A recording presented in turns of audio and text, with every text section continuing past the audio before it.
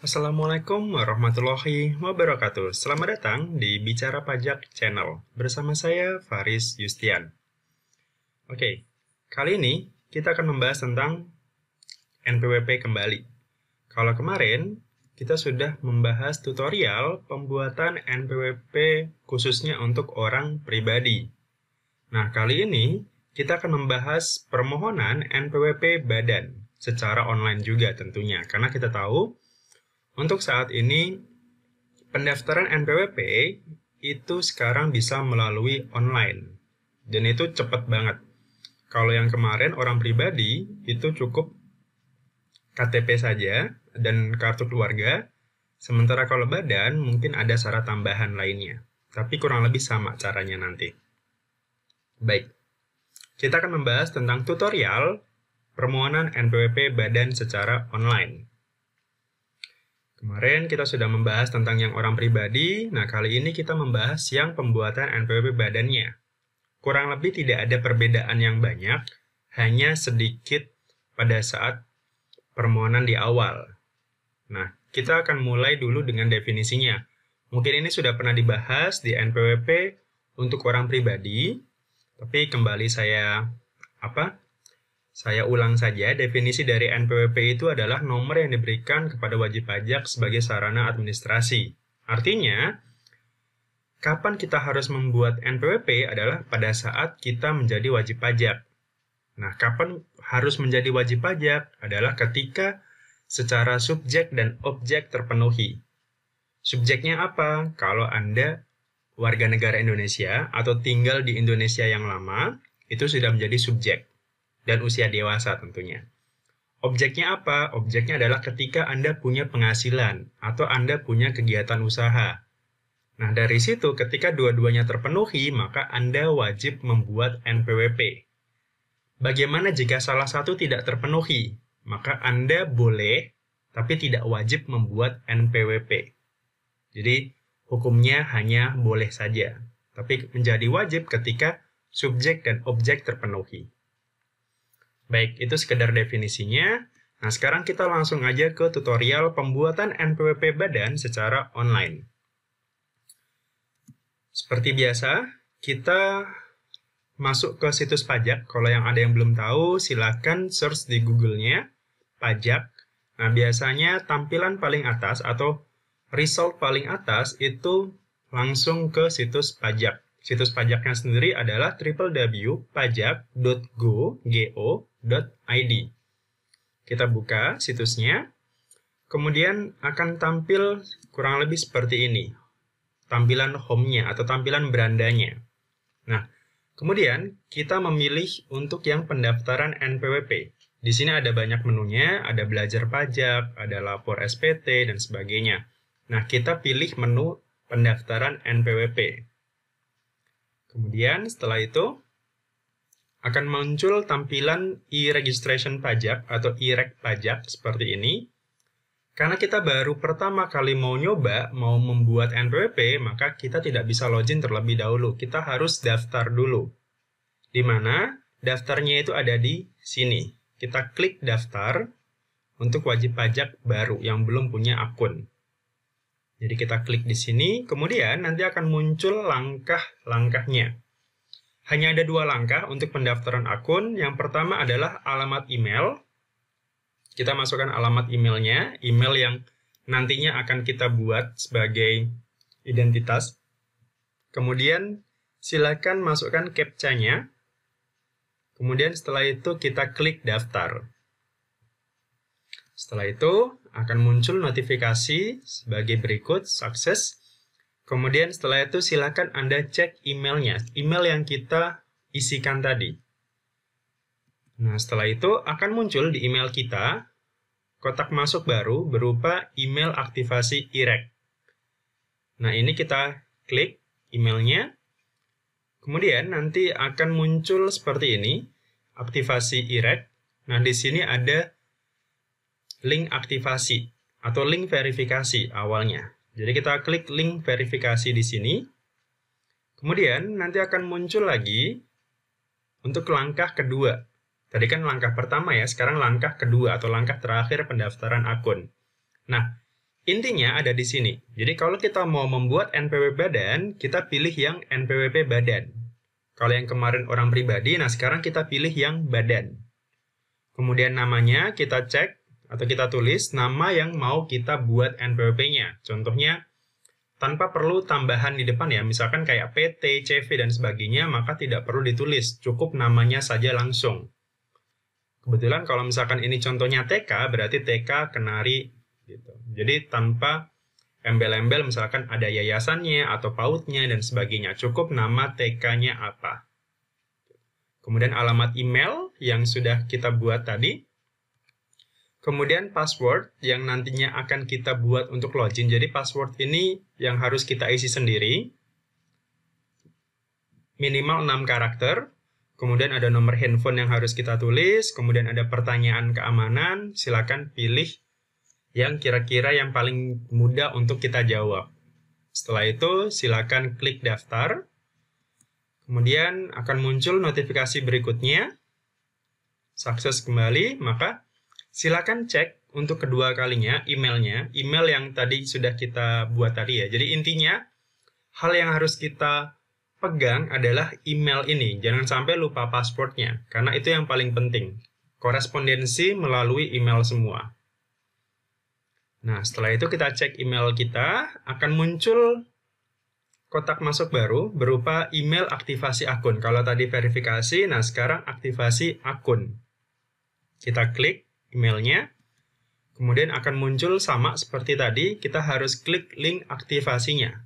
Kalau tadi link verifikasi, nah sekarang kita klik link aktivasi. Setelah itu, akan muncul pop-up seperti ini. Selamat, Anda berhasil membuat akun untuk pendaftaran NPWP. Sekarang silakan klik untuk memulai pendaftaran NPWP. Jadi kita klik di sini. Nanti akan muncul kembali ke halaman IREK pajak tadi. Nah, untuk login kita menggunakan NPWP, kita menggunakan email yang sudah kita buat tadi plus passwordnya, password yang sudah kita buat tadi. Kemudian silakan ketik captcha-nya, kemudian setelah itu klik login. Jadi kurang lebih seperti ini, kemudian nantinya akan muncul tampilan seperti ini awalnya. Jadi ada sekitar 8 langkah untuk membuat NPWP badan. Lebih sedikit dibanding yang NPWP orang pribadi kemarin. Yang pertama yang harus kita klik adalah di sini ada statusnya badan, karena tadi kita pilih badan. Kemudian status pusat atau cabang. Kalau kita buat sendiri, artinya kita pilih yang pusat saja. Kemudian kita pilih next. Berikutnya akan muncul tampilan identitas wajib pajak. Di sini ada dua pilihan bentuk badannya, profit atau non-profit. Jadi kita sesuaikan dengan jenis pekerjaan atau jenis usaha perusahaan kita, apakah profit atau non-profit. Non-profit contohnya misalkan ada yayasan, organisasi dan sebagainya yang intinya dia tidak mengejar keuntungan. Kalau kita pilihnya profit, maka kita bisa pilih, di sini ada pilihan bentuknya apa. Di sini ada berbagai macam, ada PT, CV, yayasan, dan sebagainya. Kita ambil contoh, karena TK bentuknya yayasan, maka kita pilih yayasan. Kemudian, setelah itu, nomor 2, permodalan atau kepemilikan, kita pilihnya ada 4 di sini. Modal asing, modal dalam negeri, pemerintah, atau lainnya. Untuk dalam negeri berarti kita pilih PMDN, pemilik modal dalam negeri. Kemudian setelah itu, setelah kita pilih PMDM, kita masuk ke halaman alamat. Alamat badan perusahaan kita ya, alamat perusahaan yang mau kita buat. Jadi kita tulis aja jalannya, boleh ditulis JL titik atau jalan langsung, jalan raya apa atau jalan pahlawan apa gitu. Bloknya ditulis nomor, kemudian nomor rumahnya, RT RW seperti biasa. Nah, kemudian kode wilayah. Kode wilayah ini kita klik di sini, kemudian tinggal kita cari saja kelurahannya apa. kelurahannya apa, kemudian kecamatannya apa. Tinggal kita cari, maka akan muncul seluruh desa di Indonesia. Tinggal kita pilih saja kira-kira yang mau kita pilih yang mana, yang sesuai dengan alamat kita yang mana. Kita pilih di sini. Kemudian setelah itu akan muncul semua data-datanya. Kemudian nomor teleponnya juga harus diisi. Jadi yang bintang-bintang ini harus diisi, yang ada cek bintang merah ini. Kemudian kita klik next. Setelah itu akan muncul dokumen pendirian. Nah, ini silakan diisi dengan akte pendirian atau surat penunjukan atau surat yang menyatakan bahwa badan ini atau yayasan ini berdiri. Kurang lebih seperti itu. Kemudian diisi dengan tempat tanggal akte, nama notarisnya siapa, akte perubahan kalau ada, tahun bukunya kita tulis dari 01 atau 1 itu artinya Januari, kemudian sampai nanti 12, itu berarti Desember. Itu kalau tahun bukunya sama dengan tahun kalender ya, dari 1 sampai 12. Kegiatan usahanya bisa ditulis, misalkan kalau kita kegiatannya apa? Apakah dagang, jasa, pendidikan, jasa, kesehatan, dan sebagainya. Kita tulis aja. Apa kira-kira usaha kita. Kemudian yang penting lagi adalah kode clue. Nah, kita pilih kode clue ini, kita klik di sini. Kemudian, nanti akan muncul berbagai macam clue. Nah, karena tadi kita bikin TK, maka kita keywordnya adalah taman kanak atau taman kanak-kanak gitu nanti akan muncul. Nah, di sini ada 2 kode clue yang sesuai. Tinggal kita pilih saja salah satunya. Apakah pemerintah ataukah swasta. Misal kita pilih yang swasta. Jadi kita pilih di sini. Otomatis akan muncul kode KLU-nya. Kemudian merek dagang atau usahanya silakan ditulis kembali nama perusahaan kita atau nama yayasan kita. Kemudian kita pilih next di sini. Selanjutnya langkah keempat adalah daftar pengurus. Nah, di sini tinggal kita klik tambah daftar pengurusnya. Daftar pengurus ini adalah orang yang bertanggung jawab terhadap perusahaan tersebut atau yayasan tersebut. Bisa direktur, bisa komisaris, bisa kepala, bisa ketua, dan sebagainya. Intinya yang mengurus pengurus utamanya. Kita pilih kedudukannya sebagai pengurus, status penanggung jawabnya sebagai utama, jenis pengurusnya WP, OP dalam negeri, badan dalam negeri. Misalkan kalau dia pengurusnya dalam bentuk perusahaan ya.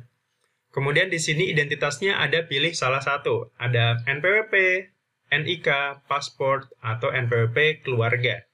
Nah, kita pilih salah satu. Jadi, salah satu NPWP dari pengurusnya tadi.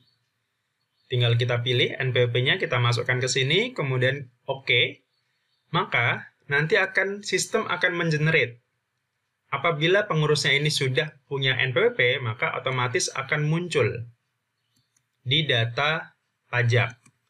Jadi, kurang lebih akan muncul data pengurusnya, ada NPWP, NIK, nama, alamat, dan sebagainya. Kalau sudah benar sesuai dengan identitas, maka tinggal kita simpan saja. Bagaimana jika pengurusnya belum punya NPWP? Ya berarti kembali lagi ke aturan awal, harus bikin dulu pengurusnya, NPWP pengurusnya, baru silakan bikin NPWP yang badannya. Seperti itu. Kemudian kita klik simpan.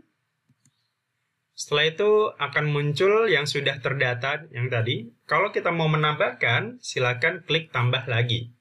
Misalkan bukan hanya direktur, kita juga mau memasukkan katakanlah komisaris atau komanditer yang lainnya atau wakil ketua dan sebagainya. Silakan dimasukkan kembali. Kalau sudah, silakan kita klik next. Berikutnya, ini adalah data penanggung jawab yang sudah kita isi tadi. Jadi tinggal kita next saja. Kemudian setelah itu akan muncul cara nomor 6 atau langkah ke-6. Lampiran. Lampiran ini yang akan kita uploadkan. Nah, untuk badan, kita harus mengupload paling tidak 3 dokumen. Yang pertama adalah KTP pengurusnya, bentuknya PDF, kemudian fotokopi NPWP pengurus, jadi di sini, jadi KTP dan NPWP pengurusnya. Kemudian yang terakhir adalah akte pendirian atau dokumen pembentukan atau dokumen yang menyatakan bahwa badan ini berdiri. Kurang lebih seperti itu. Jadi yang menyatakan boleh akte pendirian, dokumen pendirian, dan sebagainya. Kemudian kita upload semuanya. Setelah berhasil, kita upload, maka kita pilih Next. Berikutnya akan muncul langkah ke-7, pernyataan. Tinggal kita klik saja benar dan lengkap di sini. Kalau memang sudah semuanya benar, maka tinggal kita pilih Next lagi. Kemudian langkah ke-8 adalah langkah terakhir, yakni dia mengikuti tarif yang mana? Apakah PP23 yang 0,5% atau yang tarif umum? Ini dengan catatan kalau tadi kita pilihnya yang profit ya. Tapi kalau yang non-profit ya otomatis tidak perlu dicentang yang ini. Gitu. Jadi tinggal kita pilih mau yang kita sesuai PP23, artinya pajaknya 0,5% tiap bulan, atau kita pakai ketentuan yang umum, yang bukan PP23. Kemudian, misalkan kita bukan pakai PP23, maka kita centang yang di bawah. Kemudian kita pilih simpan. Kemudian nanti akan ada notifikasi, konfirmasi apakah semua data ini sudah benar dan kita simpan. Maka kita pilih ya. Maka nanti akan muncul di dashboard. Statusnya di sini adalah lengkap, artinya dokumen-dokumen tadi sudah terupload dengan benar. Nah, kemudian berikutnya adalah langkah berikutnya setelah status dokumennya ini adalah lengkap, kita minta token terlebih dahulu. Jadi sebelum kirim dokumen, kita pilih kirim token atau minta token. Kemudian seperti biasa, masukkan captcha-nya, kemudian klik submit. Jadi untuk minta token, silakan klik minta token, kemudian masukkan captcha dan pilih submit. Setelah itu, akan muncul token berhasil kirim ke alamat email kita. Setelah itu, kita kembali ke alamat email kita, ke kotak masuk email kita, nanti akan muncul generate token. Jadi akan masuk generate token yang sudah kita minta tadi tokennya. Nah, tokennya adalah yang ini. Jadi kita copy saja token yang ini. Kemudian dari copy tadi, kita klik kirim permohonan. Kita klik permohonan. Nah, di sini saya menyatakan centang 2 kali, yang di atas sama yang di bawah. Kemudian, yang kedua, isi tokennya di sini. Silakan paste up token tadi di kotak ini. Kemudian kita klik kirim. Setelah kirim, maka akan muncul langsung notifikasi langsung nomor Anda sudah tersedia.